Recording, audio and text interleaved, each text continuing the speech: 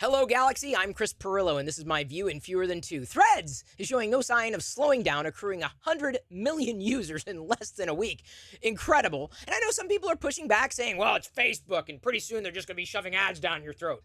Actually, I like Facebook ads. That's how I found out about a lot of Star Wars stuff that I didn't otherwise have. Or they're saying things like, well, it's Instagram, and they're going to mess with the algorithm, and pretty soon you're going to have to pay money in order for any of your followers to see what you post.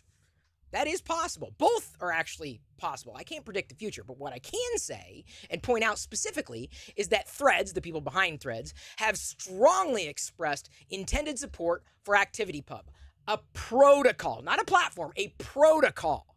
What ActivityPub would allow you to do is to take your Threads profile, all those followers, your social graph, and move it over to another ActivityPub supported platform. Okay, so the protocol runs the platform. Effectively, let's say Threads start doing things you don't like, but you had all those people following you on Threads.